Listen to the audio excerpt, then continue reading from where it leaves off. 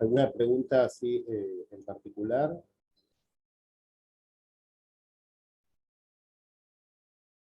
¿Algo que les haya quedado alguna duda? Sí, profe, no sé si ya lo explicó, pero los tipos de cirugía y la clasificación. Lo busqué en los apuntes y no lo encuentro. No sé si es porque no lo vi. Los tipos de cirugía Y la clasificación de más.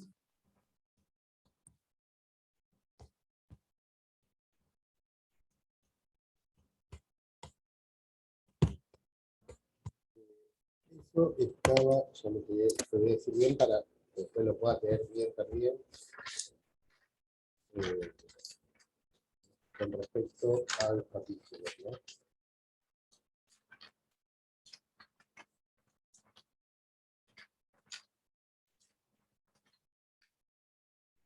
Eso está en la unidad 4, capítulo 17, 18 y 19. ¿Sí? Sí, profe.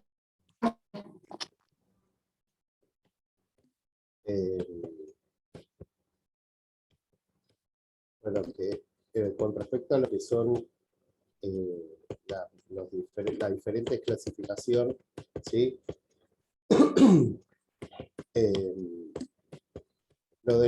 Quería preguntarle primero esto, si las actividades, dependiendo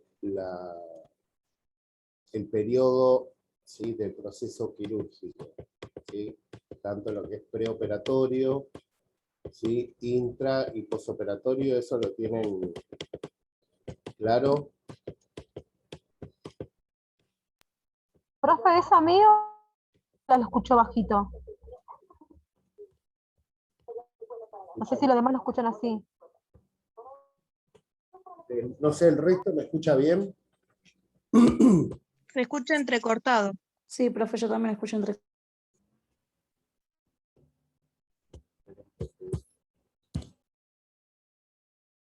¿Ahora me escuchan mejor o no?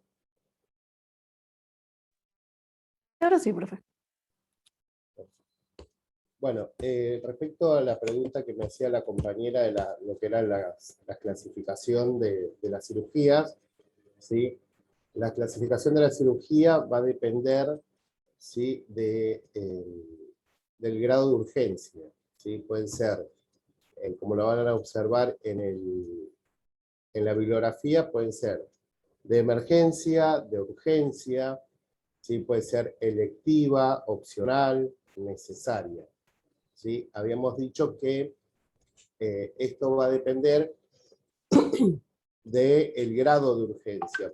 Por ejemplo, en las cirugías de emergencia, ¿sí?, el sujeto de atención requiere una intervención inmediata, ¿sí?, porque el problema, ¿sí?, que está padeciendo el sujeto de atención, ¿sí?, corre riesgo de vida. El urgente no corre riesgo de vida, pero ¿sí?, la atención tiene que ser pronta, o sea que en un periodo corto de tiempo. Con respecto a lo que son las cirugías electivas, ¿sí?, o sea, si bien no resulta mortal, ¿sí?, porque la cirugía, si no se realiza, no corre riesgo de vida, ¿sí?, con lo que es la electiva. Es decir, que el sujeto de atención puede tener esta intervención quirúrgica en algún momento. Cuando es una cirugía necesaria, ¿sí?, o sea, es necesaria, pero que se pueden planear en un tiempo prolongado, que puede ser semanas, incluso en los meses posteriores, ¿sí? Es decir, necesaria porque el sujeto de atención necesita, o sea, precisa de esa intervención quirúrgica, ¿sí? Uno de los ejemplos es alteraciones de las glándulas tiroides, ¿sí? O habíamos dicho también en hombres con hiperplasia prostática, ¿sí? Y cuando decimos que era opcional, ¿sí?, es decir, va a depender del sujeto de atención si la quiere realizar o no, porque es, sobre todo es una cirugía estética, ¿sí? Es decir, que la decisión es de la persona, es decir, del sujeto de atención. ¿Sí? ¿Se entiende? Sí, profe. ¿Y cuál era la otra pregunta?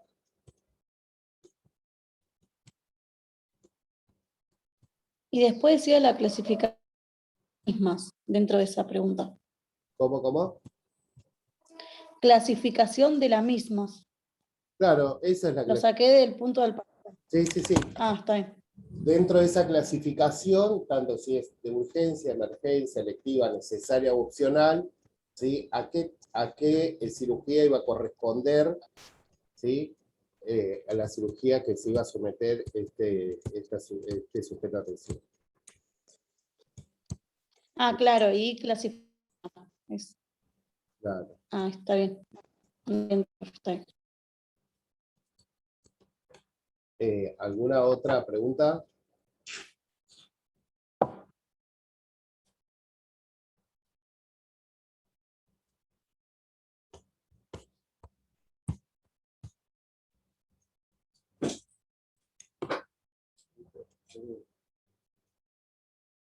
¿Alguna otra pregunta? Sí, profe. Lo que había comentado recién de, ¿cómo era esto? Intraoperatorio o algo así, que no me acuerdo bien. De los ¿Qué parte? cuidados que deben realizar dependiendo Ahí está, eso sí. la fase. Claro, eso, las fases. Dijimos que hay diferentes intervenciones, ¿no? que nosotros como profesionales vamos a realizar, ¿sí? Dependiendo la fase, ¿sí? En la que se encuentre el sujeto de atención. Hay muchas intervenciones como muy específicas, ¿sí? Dependiendo de la cirugía, que se van a dar en las diferentes fases, ¿sí? En lo que es la fase preoperatoria, ¿sí? Nosotros también vamos a determinar si esta cirugía es programada o no, ¿sí? Hay cirugías que son de urgencia, hay cirugías que son programadas, ¿sí? En las cirugías programadas, ¿sí? Nosotros vamos a tener que hacer intervenciones respecto a lo que es la admisión del paciente, ¿no? Esto, tanto lo que es cirugía programada o si el sujeto de atención ya está hospitalizado, ¿sí? Siempre vamos a realizar lo que es una valoración preoperatoria, ¿sí? Y en esta valoración nosotros también va a depender del nivel de conciencia, ¿sí?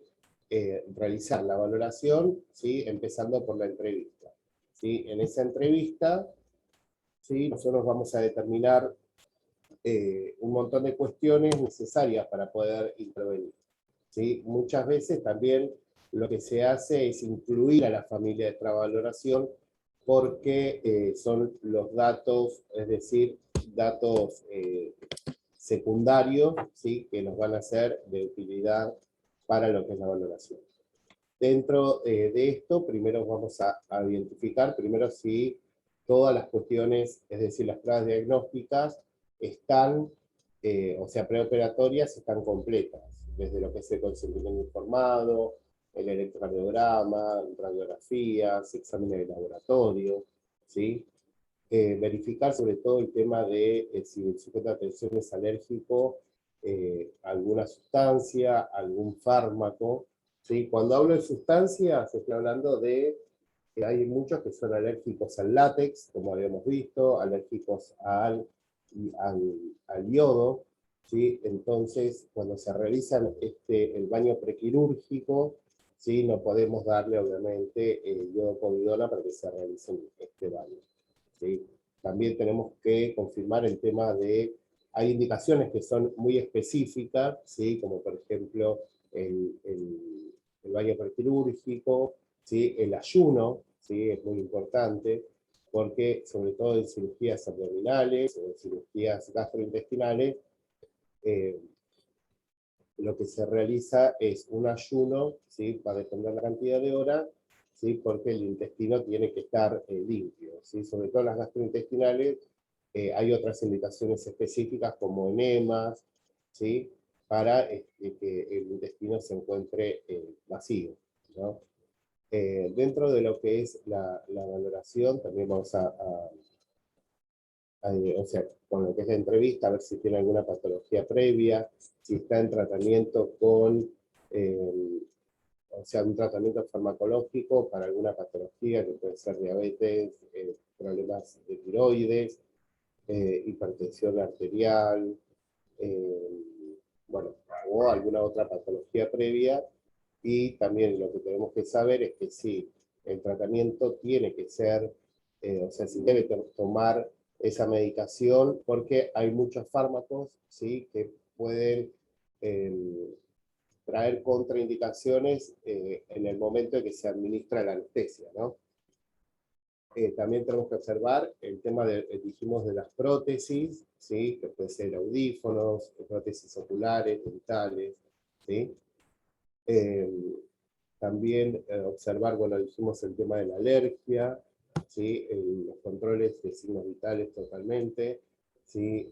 Si el paciente es diabético o no, verificar, controlar en realidad lo que es los valores de glucemia, ¿sí? Preguntar sobre si es insulino dependiente o no, ¿sí? En caso de que sea insulino dependiente, sobre todo tener en cuenta estas cuestiones de si se administró o no la insulina, ¿sí? Porque estos pacientes muchas veces se aplican una o dos veces, ¿sí? Insulina, tanto a la mañana o a la noche, entonces se debe suspender, ¿sí? La insulina de la mañana, porque estos pacientes también tienen que estar en ayuno. Y si nosotros administramos la insulina, ¿sí? Obviamente que esta va a disminuir, sobre todo en ayunas, ¿sí? Entonces, en ese periodo que el sujeto de atención se encuentra sin consumir cualquier tipo de alimentos, ¿sí? La glucemia va a ir disminuyendo de manera gradual, ¿sí? Obviamente que valorar los aspectos psicológicos, dijimos que es muy importante, sobre todo habíamos visto en la parte de los sujetos estos de atención, que lo vimos en el examen también, que habíamos dicho de las diferentes formas, ¿no? En las que afecta estar sometido a una cirugía, tanto para la familia, ¿sí? Como para el sujeto de atención. Y cómo estas situaciones que son estresantes pueden generar angustia, temor, miedo, ansiedad, ¿sí? Y buscar estrategias para disminuir, ¿no? Entre eso está obviamente lo que es la educación, es decir, cuáles son los beneficios, ¿sí? Y complicaciones que pueden llegar a surgir durante o después de la cirugía, ¿sí? Que yo creo que, o sea, se considera cuanto más informado y más educado esté el sujeto de atención respecto a todas estas cuestiones, ¿sí? O sea, es más tolerable y mejor el tema de la fase postoperatoria. Dentro, obviamente, de lo que es el área intraoperatoria, nosotros siempre tenemos que identificar al sujeto de atención, ¿sí? Identificar, o sea, ver si tiene una tercera identificación, el tema de la historia clínica que coincida con el sujeto de atención, obviamente también controlar el tema del dolor, si presenta, tanto en la parte preoperatoria como intra, ¿sí? En lo que es preoperatorio también se administran antibióticos, ¿sí? De manera profiláctica, ¿sí? Para evitar obviamente que este paciente se pueda llegar a infectar, ¿sí? Con un microorganismo intrahospitalario, ¿sí?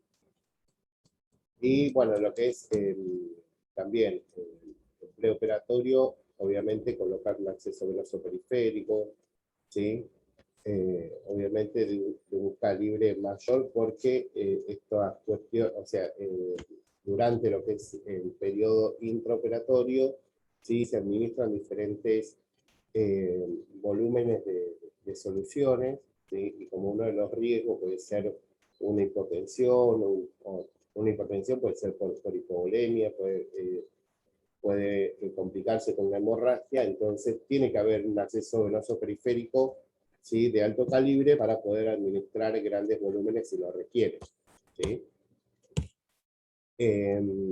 Después, otra de las cuestiones a tener en cuenta en lo que es en la parte posoperatoria, ¿sí? Es, primero, identificar, obviamente, el nombre y apellido del sujeto de atención que viene, ¿sí? También nosotros, todas las cuestiones que nosotros vamos a realizar, todas las intervenciones, ¿sí? Se tienen que dejar registradas en el récord de enfermería, ¿sí? Entonces, verificar horario, ¿sí? Nombre y apellido del sujeto de atención. Otra de las cuestiones a tener en cuenta en la fase postoperatoria va a ser con la cantidad de acceso venoso periférico que tenga, ¿sí? Identificar en el miembro superior que lo presente, tanto izquierdo como derecho, si tiene alguna droga que se está infundiendo, el volumen, ¿sí? La velocidad a la que se infunde, es decir, a qué goteo se está administrando esta solución, ¿sí? Y otras cuestiones también verificar la historia clínica que tenga las prescripciones médicas, ¿sí? Porque si este sujeto de atención refiere dolor, ¿sí? Nosotros lo primero que tenemos que hacer es esta cuestión ya tener en cuenta, ¿no? Siempre, bueno, obviamente las necesidades las vamos a intervenir para poder satisfacer esas necesidades por orden de prioridad. También debemos valorar el estado de conciencia, las pupilas, ¿sí? Verificar que las vías aéreas estén permeables. Tenemos que identificar si ingresa con drenajes, con acceso venoso, con sondas, si son sonda vesical, si es sonda nasogástrica, si esta sonda nasogástrica está campeada o no, es decir, si está cerrada o tiene que ir conectada a una bolsa colectora para evitar, si viene con bolsa de colostomía, obviamente verificar de que esté bien colocada, que los drenajes no estén desplazados, ¿sí? En caso de que solamente sea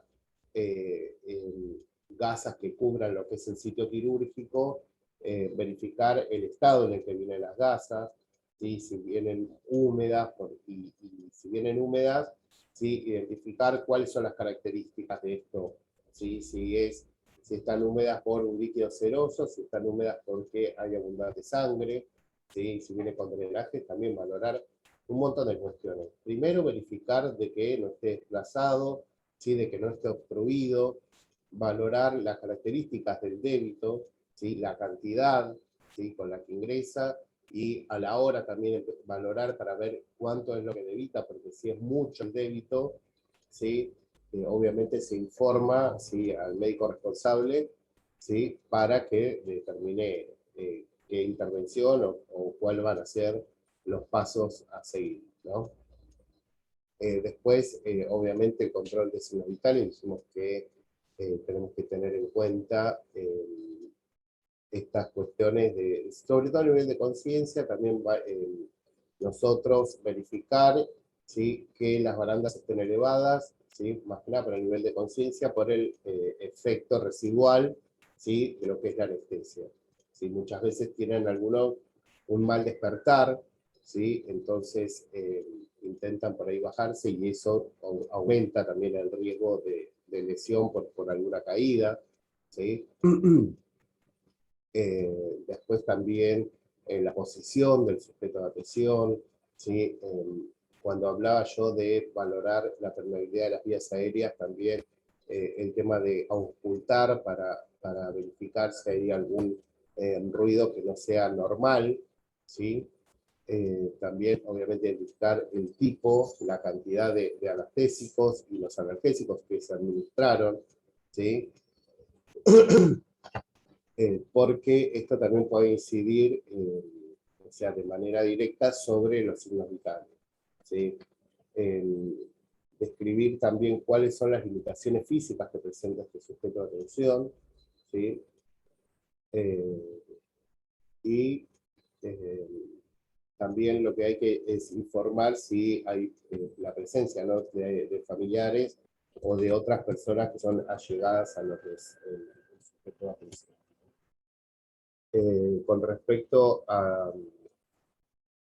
al tipo de cirugía, si es una cirugía ambulatoria, ¿sí?, lo que se hace es educar sobre los cuidados que van a tener que tener durante el postoperatorio inmediato, ¿sí?, es decir, pasadas las 24 horas, ¿sí?, y cuáles son los signos de alarma que tiene que tener cada sujeto de atención, dependiendo, ¿sí?, del tipo de cirugía que se realice. Y obviamente no solamente educar al sujeto de atención, sino también a la familia. ¿Se entiende hasta acá? Sí, profe. Perfecto. ¿Alguna otra Entiende. pregunta?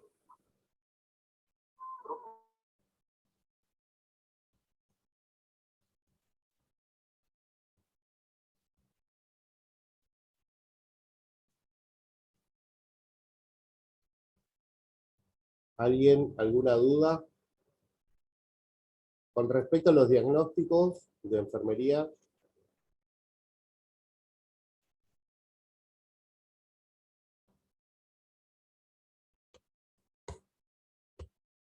a ver, sobre cuando tiene drenaje, como fue el caso del examen. Bueno, esto va a depender del tipo de drenaje que tenga, ¿sí? Todavía no llegamos bien a lo que son los tipos de drenaje, pero hay cuestiones que sí o sí se tienen que tener en cuenta, ¿sí? Cuando es un drenaje, ¿sí?, de una cirugía, como es una cirugía de cadera, es un drenaje hemofluctor, ¿sí? Es decir, que es un drenaje que lo que va a venir se supone que tiene que ser sangre, ¿sí?, que es una sangre que queda, ¿sí?, alrededor, ¿sí?, de las partes que fueron intervenidas de manera quirúrgica. Entonces, nosotros lo que tenemos que valorar es el sitio de incisión, ¿sí?, en caso de que esté tapado, verificar de que no haya sangrado o que el sangrado no sea excesivo. Verificar de que no esté obstruido, ¿sí?, de que esté permeable, ¿sí?, de que no esté desconectado, ¿sí? Los drenajes siempre tienen que estar de manera, o sea, por debajo del nivel del sujeto de atención, porque son drenajes, como la palabra dice, drenan por gravedad, ¿sí? Entonces, verificar la cantidad, o sea, es decir, las características del débito, ¿sí?, tanto calidad como cantidad, ¿sí? La calidad me refiero a que si es un líquido ceroso, si es pus, si es sangre, ¿sí? Y la cantidad. Se supone que en las primeras horas, ¿sí?, se controla una vez por hora para determinar de que no haya mucha cantidad, y si esa cantidad es excesiva, ¿sí?, se informa al médico responsable para que ellos, o sea, determinen qué pasos van a seguir. Muchas veces lo que se hace es verificar, eh, eh, o sea, cuando verifican que la cantidad del débito es excesivo, ¿sí?, muchas veces lo que hacen es volverla a llevar a quirófano para ver qué es lo que está sangrando, porque muchas veces puede ser que este sangrado, ¿sí?, afecten tanto lo que es la hipovolemia del sujeto de atención, como de manera directa también va a afectar a lo que son los signos vitales. ¿Sí? ¿Entendió, Giselle?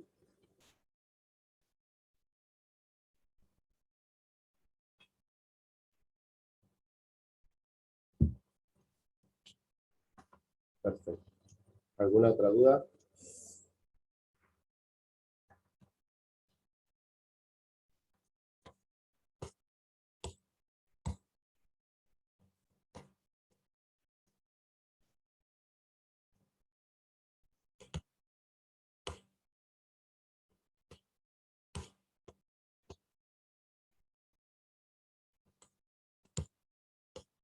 ¿Nadie tiene otra duda? Tercer.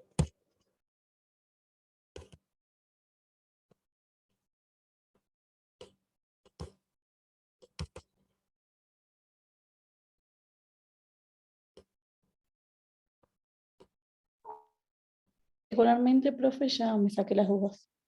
Perfecto. Cuando, cuando nosotros, yo les pregunté si consideraban importante la valoración de los aspectos psicológicos del paciente, obviamente que sí, que es muy importante porque las necesidades emocionales del sujeto de atención están determinadas no solamente por la capacidad de adaptarse a lo que son las situaciones que le presentan peligro, sino también a la necesidad de adaptarse al riesgo, ¿no?, de la cirugía que representa, ¿sí? Porque también enfrentarse a temores y también a lo que son las ansiedades que están asociadas con acontecimientos, sobre todo personales, ¿no? Es decir, muchas veces conocen a alguien, a familiares o a algún allegado, ¿sí?, que pasó por este tipo de cirugía y que tuvo alguna complicación. Entonces, estas cuestiones también generan temor, ¿sí? Porque lo que es la enfermedad y sobre todo una intervención quirúrgica, ya sea leve o grave, trae consigo mismo una serie de pérdidas, desde lo que es la intimidad, la autodeterminación, ¿sí?, el tema de lo que es la rutina diaria, ¿sí?, también se ven afectadas, ¿no? Entonces se da un efecto de dificultad en cualquiera de las distintas etapas de lo que es este proceso quirúrgico, ¿sí? Desde el momento que le indican o que le sugieren esta intervención quirúrgica hasta las partes alternativas, ¿no?, de este proceso. Los temores más habituales, que por ahí están más asociados a lo que es la pérdida de control, ¿sí?, sobre todo cuando saben que van a estar anestesiados, ¿sí? Entonces, estos sujetos de atención presentan una preocupación por las acciones mientras se encuentran bajo esos efectos, ¿no? Con respecto a la pérdida de la intimidad, la dependencia total, ¿sí? También esto está asociado con el temor a lo desconocido, el temor a la anestesia, ¿sí?, sobre todo al dolor que le puede generar el postoperatorio, ¿sí? Y muchas veces está asociada, es importante valorar el aspecto psicológico porque muchos pacientes presentan este temor a la muerte, ¿sí? Porque más allá de los avances tecnológicos, quirúrgicos que haya, nunca hay una seguridad completa, ¿sí? Siempre hay un riesgo de muerte, ¿sí? Entonces, también estos sujetos de atención presentan un temor a lo que es la separación, ¿sí?, de lo que es del grupo de apoyo, ¿no? Como por ejemplo del esposo o de otros integrantes de la familia, ¿sí? Porque estos saben que van a estar cuidados por gente extraña, ¿no? O sea, que no corresponde o que no pertenece al grupo familiar, ¿sí? Por eso también ellos presentan, dependiendo del tipo de cirugía, temor a lo que es la mutilación, es decir, a la pérdida de una parte del cuerpo, ¿sí? Porque esta cirugía obviamente interrumpe lo que es la integridad corporal y obviamente hay una amenaza de lo que es su imagen, ¿no? Otra de las preocupaciones que aparecen en el sujeto de atención es la ansiedad, ¿sí?, que esto está más ligada a lo que es la aceptación de la realidad, ¿no? Porque así como la posibilidad que existe de que haya un daño en lo que es la imagen corporal, como consecuencia también de la cicatriz que queda como marca de esto, ¿no? Por eso el impacto social que van a presentar los sujetos de atención va a variar de acuerdo al carácter de la cirugía, ¿no? Si es reparadora o mutilante, y aunque se tenga la seguridad de que sea una cirugía curativa, ¿sí?, se vive como un proceso de amenaza a lo que es la integridad física, y por eso también se da con frecuencia estos temores, ¿no?, de lo que es la fragmentación corporal, ¿sí? También surgen de cierta manera como unas fantasías o temores que están relacionadas al órgano que va a ser intervenido, ¿sí? Porque puede tener un significado que va a estar ligado a lo que es la funcionalidad o a la capacidad de otras cuestiones, como por ejemplo en cuanto compromete a lo que es la identidad, ¿no?, del sujeto de atención, como por ejemplo, sobre todo los que están a los órganos que están ligados a lo que es la sexualidad, la reproducción, ¿sí?, la capacidad intelectual, o incluso lo que es la funcionalidad física, ¿sí? Por eso es muy importante tener en cuenta, ¿sí?, el proceso quirúrgico en todas sus fases, ¿no? Incluido lo que es la rehabilitación también, porque este tiempo, ¿no?, va a ser el que facilite o que dificulte la recuperación pronta, ¿sí?, tomando en cuenta todos estos aspectos emocionales, ¿no? Si bien es un proceso muy prolongado, hay un mayor deterioro tanto físico como emocional o mental, ¿sí?, porque no todas las personas tienen la misma capacidad de tolerancia ni están preparados como para aceptar las nuevas dificultades, ¿no? Por eso es que la duración de la fase va a variar va a variar dependiendo con el tiempo, ¿no?, que requiera cada sujeto de atención para recuperarse de lo que es el estrés y por la alteración que causó la cirugía y la anestesia. Hay cirugías que duran poco tiempo y hay cirugías que son más prolongadas, ¿no? Entonces, por ahí las quejas más frecuentes es la pérdida de la intimidad, ¿sí?, y la vergüenza por lo que es estar desnudo, ¿no?, porque son aspectos que se viven como atentatorios a lo que es el pudor, ¿no? Estas cuestiones también de la pérdida de la autonomía, ¿sí?, el ambiente institucional, ¿no?, que es frío, ajeno, porque uno está en un lugar que no es habitual ni cotidiano, ¿no?, donde hay muchos ruidos extraños, ¿sí?, y que marcan obviamente como parte del cuerpo diferentes funciones que por ahí se ven alteradas, y hay factores que producen la ansiedad y que recuerda como constantemente de que están ahí porque están enfermos, ¿no? Por eso, como dije, creo que en una de las primeras clases hay que evitar, ¿sí?, frases, ¿no?, como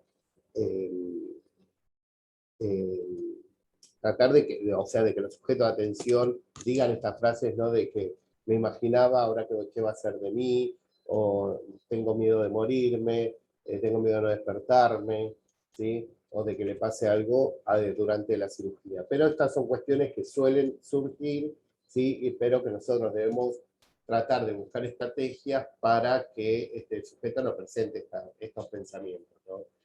Si bien es muy beneficioso indagar sobre los temores y preocupaciones, ¿sí?, no son por ahí fáciles de que el sujeto de atención los relate, ¿no? Porque para eso tenemos que lograr como un espacio que sea apropiado para esto, ¿sí?, para poder también contar con el consentimiento del sujeto de atención para el procedimiento que se va a realizar, ¿no? Por eso es que el valor que se le da a la información y el consentimiento del sujeto de atención es lo que tiende a resaltar lo que es la autonomía y la capacidad para poder resolver y decidir sobre su futuro y sobre los tratamientos que va a recibir, ¿sí? Por eso es que todos los integrantes del equipo de salud debemos evitar esta cuestión de paternalismo, de ser autoritario, ¿sí?, frente a diferentes intervenciones o indicaciones que vamos a realizar, ¿no? No sé si se entendió.